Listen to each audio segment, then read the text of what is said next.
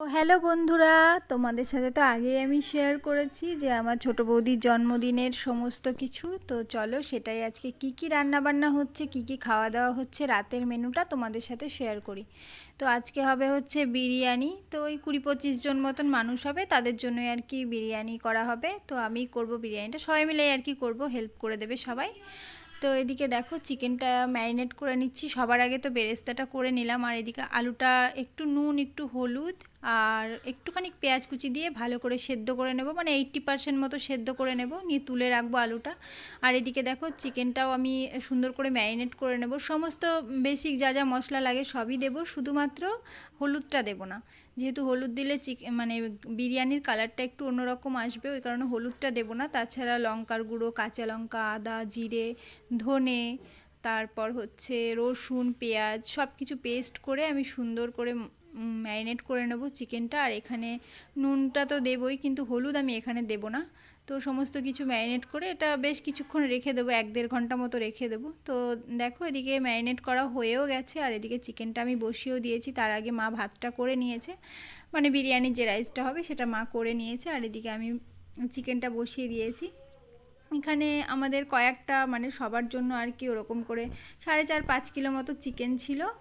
কিছুটা বিরিয়ানিতে দেবো আর কিছুটা চিকেন কষাই রেখে দেবো। অনেকে আবার বিরিয়ানির সাথে গ্রেভিও চায়, তো যে কারণে আর কি গ্রেভির সাথে কিছুটা চিকেন ছোট করে কেটে নিয়েছি। চিকেন খানিকটা কষা রাখবো আর বাকিটা আমি এই বিরিয়ানির মধ্যে দেবো।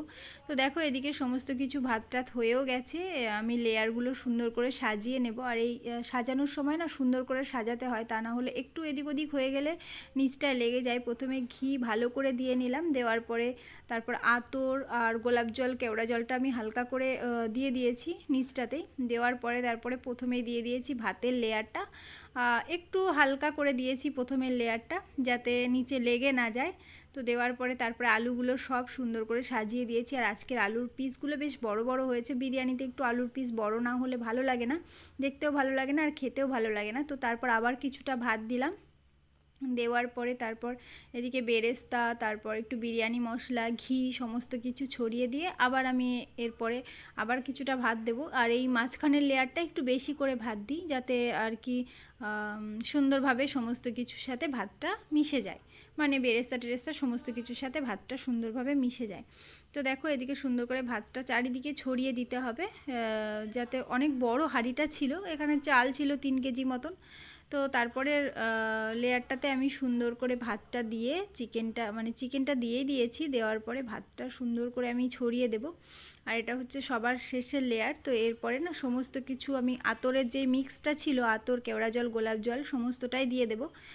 2 চামচ মতো আতর, মানে 2টো মতো আতর দিয়েছি, 2 চামচ গোলাপ জল আর 1 চামচ মতো কেওড়া জল দিয়েছি। তো সেটাই আর কি দিয়ে দিলাম। দেওয়ার পরে বেরেস্তা যেটুকু বাকি ছিল সমস্ত দিয়ে দিয়েছি, পুরো বেরেস্তাটা। আর বেরেস্তা ভাজাটা আজকে কিন্তু দারুণ হয়েছিল, একদম ক্রিস্পি হয়েছিল সুন্দরভাবে। বেরেস্তাটা অবশ্যই ভালো করে ভাজতে হবে, বেরেস্তা যদি পুড়ে যায় বিরিয়ানিটা কিন্তু তেতো হয়ে যাওয়ার ভয় থাকে।